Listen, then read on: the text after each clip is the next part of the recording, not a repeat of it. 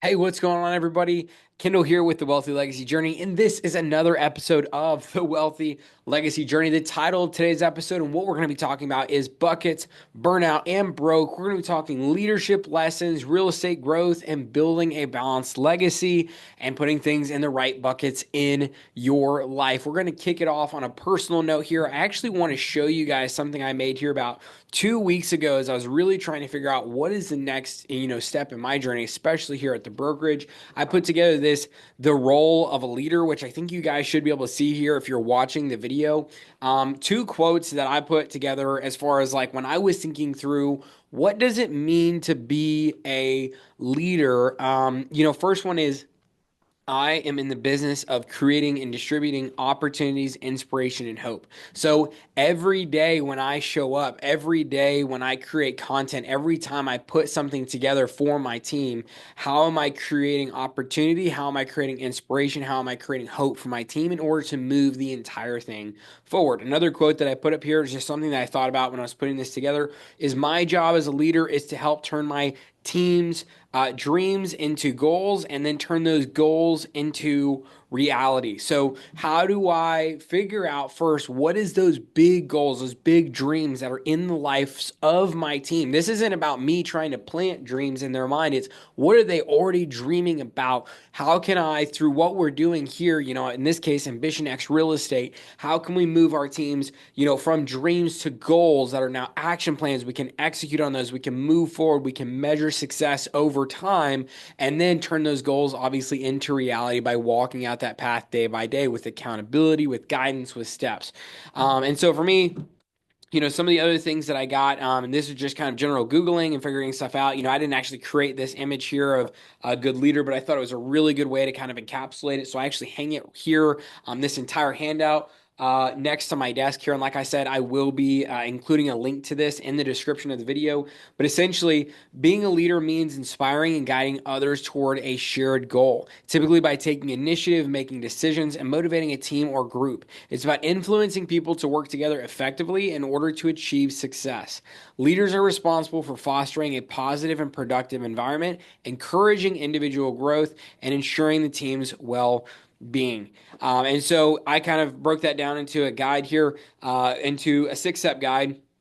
Step one, and this isn't necessarily in order, these are kind of just 6 main points of being a leader: guiding and inspiring others. Leaders set a direction and inspire others to follow.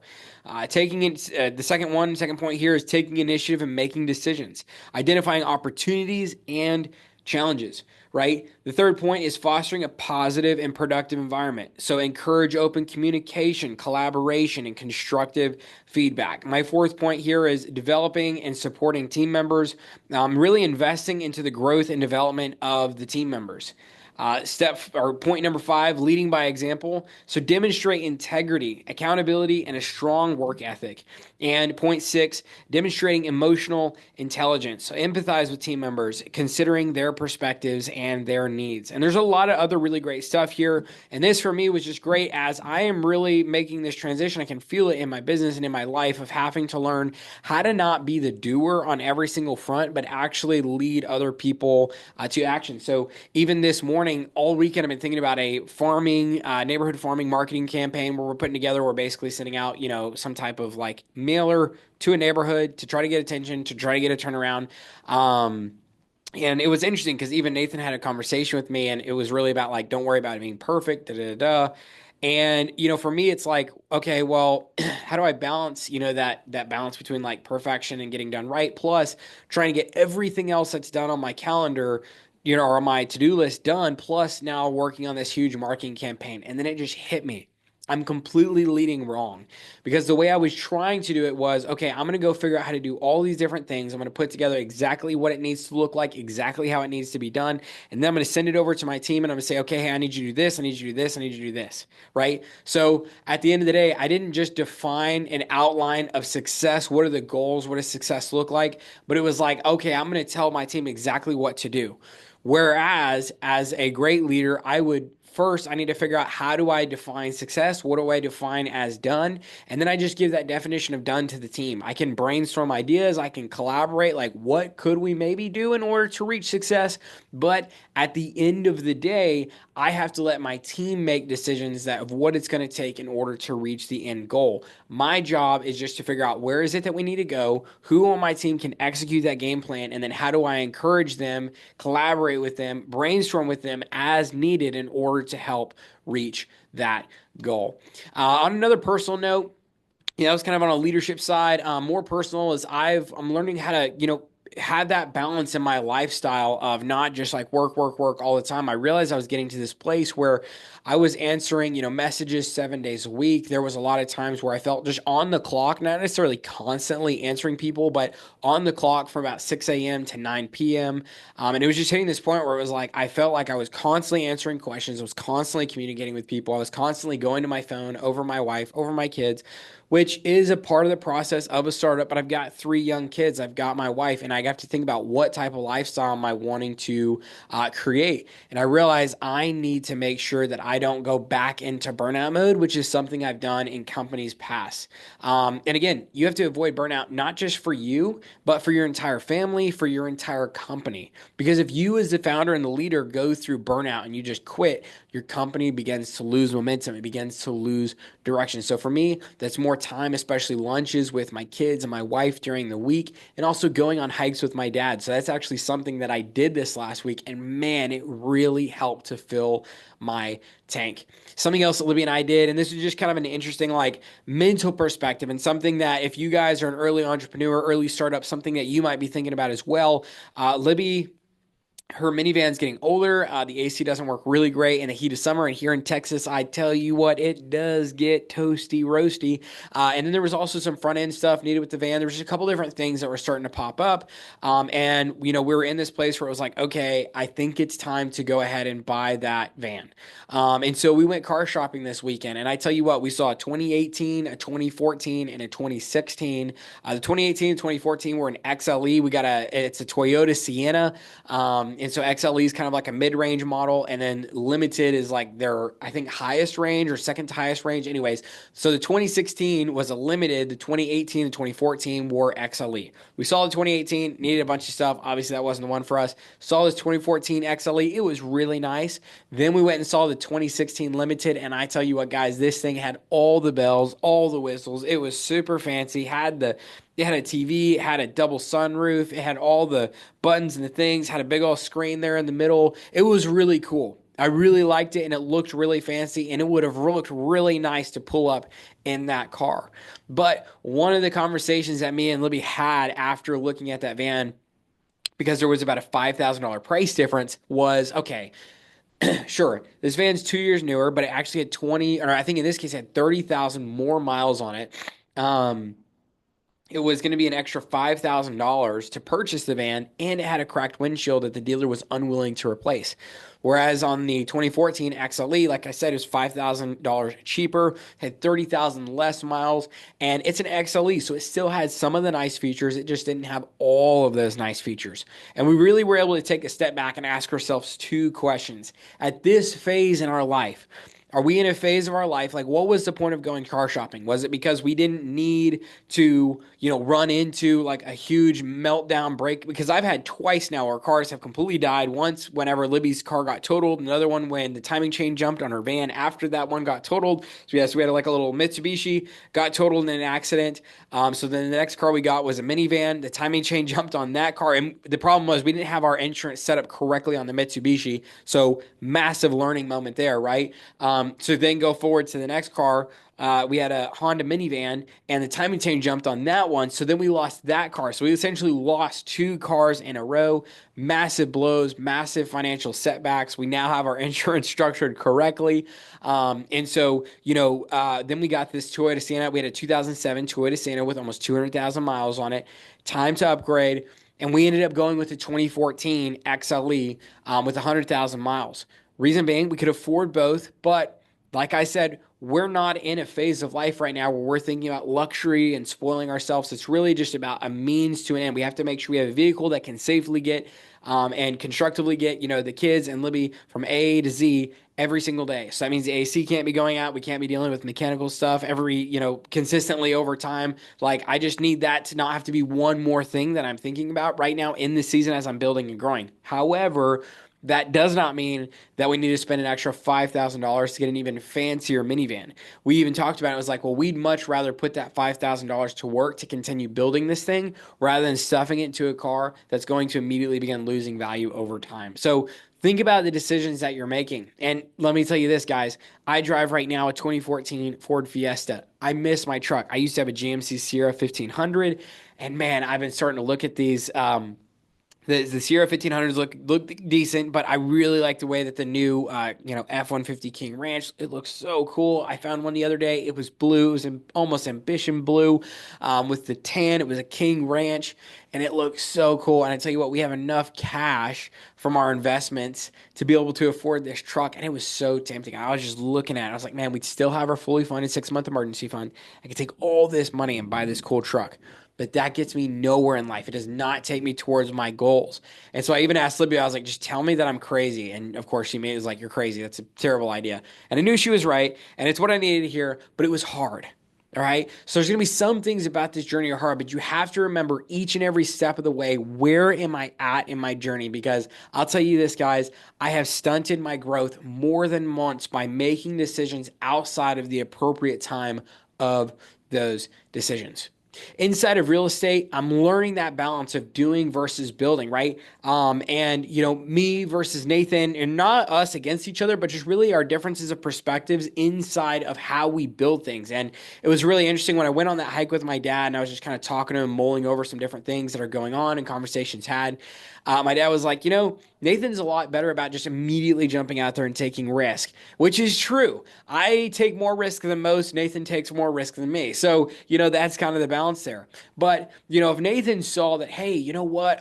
There's a big old pond at the top of this mountain, and people at the bottom of the mountain are willing to pay for a bucket of water. And you know what? People are willing to pay $5 for a bucket of water, and I can pay somebody, let's just say $12 an hour to go back and forth carrying, buckets, and they can do 3 to 4 buckets in an hour. So worst case, if they do 3 buckets, they'll be paying $4 for every, bucket load that they bring back, because 4 in an hour, it's 4, 8, 12, right? So 12 divided by those 3 bucket loads, so it's about $12.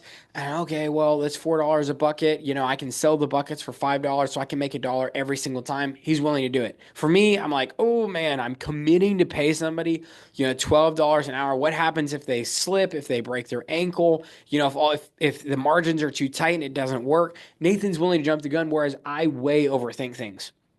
But on the other hand, so like immediately my mind would start going to like, well, what if we could just build a pipeline that connected that source of water down to the people here below, and then we can just turn it on and we can just give people water here below, and we don't have to worry about hiring people to carry those buckets. We don't have to worry about buckets breaking. We don't have to worry about people tripping. We don't have to worry about people going slow, all that kind of stuff, right? And so that's kind of the way that my mind thinks. Well, the problem is if I were to go build this pipeline about 1/4 to 1/3, maybe even half the way through building this pipeline, it'd be grandiose, it'd be amazing, it's going to be awesome whenever it's all said and done, but people are going to start, losing hope on it. They're not seeing any momentum forward. It's getting so expensive, we can't afford the project anymore. Da, da, da.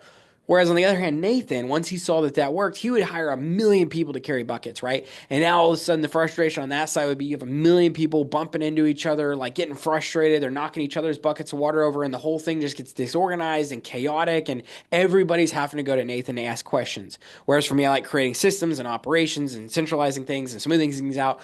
And so it's been really interesting as we've been having conversations of, okay, how can we take the strong suits and the skill sets from each of our personalities and bring those together, where he's really great at just immediately jumping and taking that action, taking that risk, right? Hiring the person to carry the buckets. But then over time, once we've proven a model out, how do we use the income from the buckets to start building that pipeline? And that's really that kind of give and take there in our relationship. How do we apply that in the business? That's something interesting that we're trying to figure out right now. but we're making really positive headway on it. And I just appreciate having a business partner like Nathan, who is different than me, does help to balance me, but we're both open minded. And how can we bring something awesome to the table, right? You know, the something else I want to talk about is for any of you guys who are just on the fence about social media or how much social media you could do or you should do, or you feel awkward doing social media. I just want to let you guys know this. I feel awkward posting social media sometimes, and I get it. But you know what's been crazy? I've been doing real estate for years. Nathan has really challenged me to make sure that I'm getting a post every single day out there and post a lot more. And since I've been doing that, I've actually pulled in 4 leads for the real estate brokerage. And as you guys know, I'm not even a real estate agent, but as I'm posting stuff about the brokerage and what we're doing, people keep going, wait, are you a real estate agent? And I've had somebody ask me to help them sell their house cash. I've had another lead that came in. They were looking to buy a house. I've had 2 rental leads come in, and I'm not even pushing that hard. Like, hey, send me your stuff, send me your stuff. People just see what I'm doing. And so immediately, mainly it's like when somebody asks, hey, does anybody know of a real estate agent? The people in my sphere, especially from the church that I go to, they're like, hey, I think Kendall's in real estate. He could probably help you out. Boom, immediately getting a connection there. And so, post on social media, let people know what you're doing. Provide tons of value specifically in and around the space that you're currently trying to provide value. So something that I made the mistake of years ago is I thought, oh, well, I'll just post tons of content, but I was posting tons of different kinds of content, right? I was posting all sorts of random stuff that didn't continuously tie together back to a central idea. What I realize now is every single one of my posts has to either tie back to Ambition X Real Estate, to the Wealthy Legacy journey, or to both. So it's either like something that I'm learning, how am I applying this to the brokerage? It's either something that I've learned, how does this pour into my Wealthy Legacy journey? Something I've learned, how does it pour into both, right? Or somebody just got hired on the brokerage, or I'm sharing posts from the brokerage, or I'm sharing somebody's listing from the brokerage. I share a lot more from the brokerage side of things because that's the big one that I'm really trying to push right now. And then every once in a while, I'm also tagging in the Wealthy Legacy journey. We've got some new recruits trickling in, which is awesome. So we had 2 agents join the brokerage last week. We've got another one that's coming for an initial interview this week, which is very exciting. We weren't necessarily expecting to go ahead and begin this next recruiting wave so soon, but we've got a couple of them coming in, and that's very exciting. I'm just seeing what God is doing. And so on the marketing front, we're pushing hard. Next week, we're going to have a farming campaign kicking off that's going out into the market. A week after that, we have more farming stuff that's going to be going out. And then we also have our Facebook ads that are going to be ready for us that first week of June, which is going to be really exciting. That's next week. And so we're going to kick that on as well. And so we're looking at how do we, balance our budget, distribute that out, make sure that we're getting leads. And we're currently getting leads from sign calls. We're getting leads from Zillow. We're getting leads from the website, people coming in and doing stuff on the website, which has been weird because I haven't really pushed the website that much, but it's great. And so now we're going to have these Facebook ads pushing to get buyers ads. We're going to have the farming campaigns that are pushing to get seller leads. And the goal is just that we can really just start pouring a lot of leads into the very top end of our funnel. And then we can just start working on conversions. We've also got Mr. Scott Jones, who's working on the one-time deal maker, which is a really cool program, finalizing up some of the legal docs this week on that. So that way we have all of our ducks in a row. We know exactly how to execute on those deals every single time. So when we're presenting somebody a cash offer, when we're presenting somebody, one-time deal maker or a traditional listing, we have different options to bring to the tables to meet their scenarios, right? And that's just really an exciting step for the brokerage to have 3 very unique, very important, very specialized offers that we can make. So that way we can fit the needs of the customers that we're working with. Again, with the real estate side of things, learning how to work on the business has been big. So I just finished the book. Like I said, I think I mentioned this, but if I hadn't yet, maybe it'll be the first time. The Power of Broke by Damon John. It was really good. I've actually got some lessons that I pulled from it, along with some quotes I'm going to share with you near the end of today's episode. But the next book that I know it's time to go back and read again is Buy Back Your Time by Dan Martell. So in fact, even over the weekend, as I was thinking about this big farming campaign, everything I was going to have to do to launch it and this, that, and the other, I had this moment where I realized that's me going back into the doer mode. How do I go into that leader mode, right? We have some awesome people here. We have some fantastic doers. here. So how can I give them the tools and resources that they need in order to be able to lead, which then frees up my time to do stuff like this, where I can record the podcast and I can push that out and do different things like my Facebook posts and stuff like that are bringing more traction and more visibility to the brokerage, which just pushes more our way, right? And then at the same time, if I have my team working on these marketing, different things, I can then take my time to go back and read Buy Back Your Time, so I can be an even better leader for my team. And I'm also empowering my team to do the thing, to do the campaigns, so that way they can really, pour into something really exciting here, and then make it their own. So they really believe in what they're building, because it's not like me saying, okay, I'm going to tell you exactly how to do this thing. You just go repeat it. It's like, no, I want to see your creativeness. I want to see you, really put this in action in the best way possible.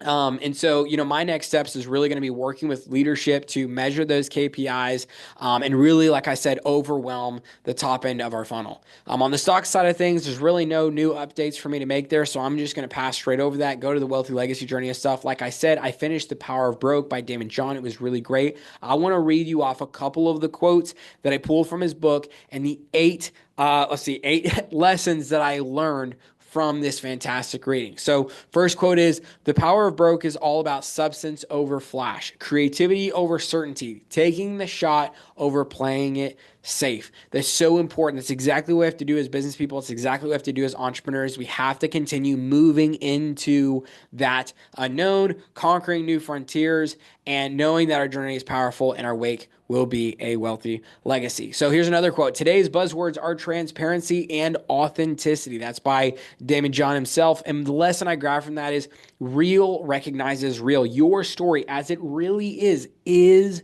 your superpower. Don't try to make yourself more than you are. And I struggle with this firsthand. You want to kind of fluff up the story sometimes, but this is where you really have to come back down, be humble, be real. Here's where I'm at. Here's what I'm executing today. Here's, what I'm trying. Here's what I'm doing. And this is the results that I'm getting. Second quote here, also by Daymond John, quote, "A follower learns from his own mistakes, but a wise man learns from the mistakes of others." Man, this was so good. I've really experienced this in reading all these different books here over the last probably a year, 2 years now. As I've really gotten into reading, that's been a huge game changer for me. The lesson: learn faster, win smarter. Another quote here, "Believe in what you do, and good things will come back to you." That's another quote by Daymond John. And the lesson there is really, faith is the seed, work is the water, and results are the fruit. That kind of sounds similar to the legacy thing, right? Like, plant good seeds, cultivate good trees, and you'll produce good fruit. Just saying, I think we're on a similar train of thought here. Quote, "If you can help someone else while helping yourself, everything else flows." Quote, J. Abram. So lesson 4 here is, this is what legacy living looks like, right? This is not, what we do here is not just all about what can I do for me, but how can I serve others, and along the way, I will grow. Fifth quote and lesson, quote, "We're all about what we can do, not what we can't." That is a quote by Kevin Plank. He is founder of Under Armour, I believe. And the lesson there is, scarcity breeds innovation. So how can we move forward? How can we push forward on those frontiers? Quote, "Success finds us when we deal with the stuff in our way. We don't run, we power past it." Lesson here, obstacles are just the training ground. Another quote, "Fear of failure leads to an ordinary life." That's by Mark Burnett. The lesson here is that legacy requires risk. And the final quote here, and this is actually a paraphrase from the book of Romans: "Suffering produces perseverance, perseverance, character, and character, hope." That is a paraphrase of a verse from the book of Romans in the Bible. And the lesson there is that your pain has purpose. So as I went through that book and as I was reading, I'll be honest, there wasn't a ton of the pieces of the book that really just connected with me in a huge way, outside of the fact that I was really inspired. You have all these, very successful entrepreneurs that went through the same hard that I'm going through now. That was nice to know I'm not the only one, but I kind of already knew that from all the other entrepreneurs that I talked to. But these quotes and these lessons are also lessons that I've already learned in the past, but it was just a really great way to continue reinforcing what I already know and understand. And so I hope that you get some value out of those too. Some final notes that I want to make for you guys is actually here as we are rounding out the month of May. Do not forget when we get into June to pay yourself first in 2025. I know that's a drum that I keep beating, and I'm going to continue beating it. When you go and budget your dollars, you budget paying yourself first, investing into yourself first, filling that emergency fund first, filling your investment funds next, right? Pouring back into you instead of just spending everything out every single month. Another exciting thing that I have coming up on my radar is I was actually asked to lead Financial Peace University at my church in the fall, Grace Community Church. And I'm really excited about it. I have said yes to this opportunity because really that's something that I think is going to really fill my tank. I love helping people. I love coaching people. I love the financial side of it. And so I think it's going to be just a really great start to continue building off of everything that we're building here, even here at Ambition X Real Estate. Because at the end of the day, I want to help agents be able to make a lot of money, but then at the end of the day, use that money productively for their future growth, right? So the Financial Peace University class really does a lot of great things as far as that initial, how do I handle my money? I understand that not everybody, especially in the investing world, agrees with Dave Ramsey, but I think we can all agree because you see this all the way from Ray Dalio to Robert Kiyosaki to Dave Ramsey, that budgeting your money and telling your money what to do and not letting your money tell you what to do is an important balance to have in life. I've really been also thinking about what do I want that balance in my life to look like in 2026 after the brokerage is stable, and what do I want that future of my life to really look like as I create, how much time and energy am I giving to the brokerage? Am I giving to, speaking and the Wealthy Legacy Journey and the podcast and the things that I want to build here and all the cool things. And I think really improving myself as a leader is a very important part of that. It's not that I want to go work 5 hours a week. In fact, I love what I do, but I want to be able to continue building into the future and not just doing in today, if that makes sense. And so, that's just really important. And the last note, and this is kind of feels like a little bit, I should have included it somewhere else in the show, but I want you guys to always be thinking about how you can structure mutually beneficial relationships and business structures and joint ventures. So total side note here, got a mechanic friend that we know, his name's Jesus. We're trying to work out a deal right now where he could actually sell our old minivan, and essentially, figured out, okay, well, we have this much basically in guaranteed equity. So what we said was, he was like, I think we can sell, the van for like $3,000 to $3,500. And he's going to clean it. He's going to post it. He's going to do the pictures. He's going to do all the selling and everything.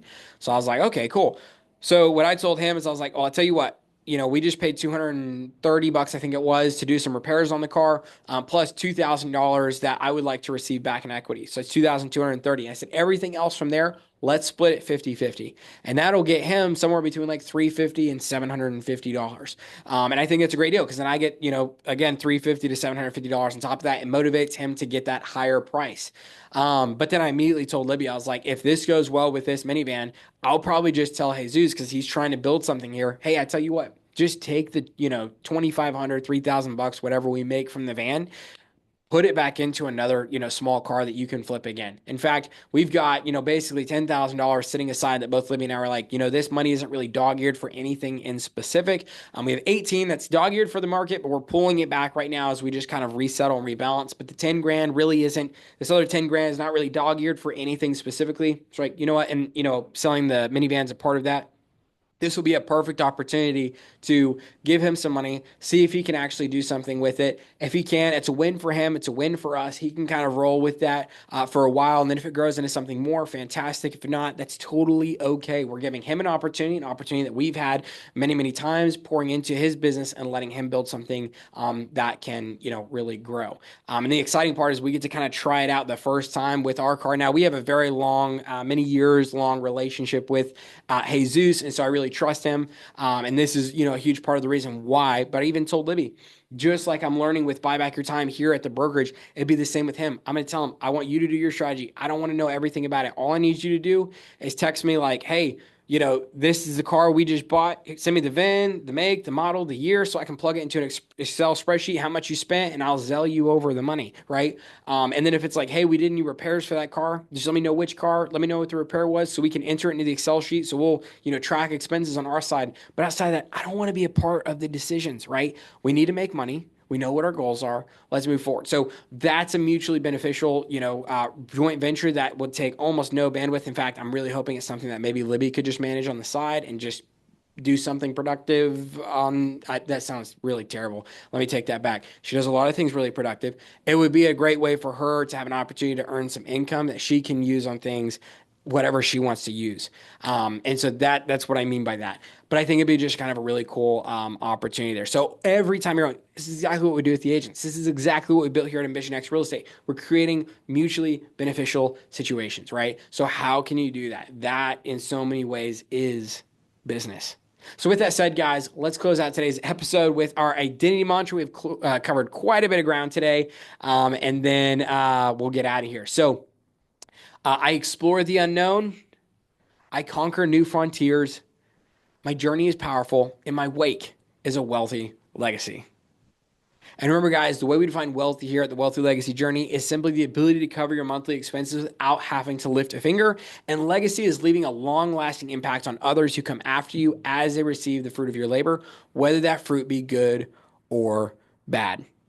Remember, guys, to go into the description to grab the role of a leader. I'm going to have this there in the description. Also in the description, we've got our Google Docs that's got all sorts of cool stuff, links to books and other resources and quotes and things like that, as well as our wealth health checkup. If you enjoyed today's episode, please make sure that you give it a thumbs up, like the episode, subscribe to the channel. Really helps the algorithm, really helps me, and I love being able to serve and see you guys are enjoying the content that we're putting out. With all that said, this has been another episode dedicated to you and your own personal wealthy legacy journey.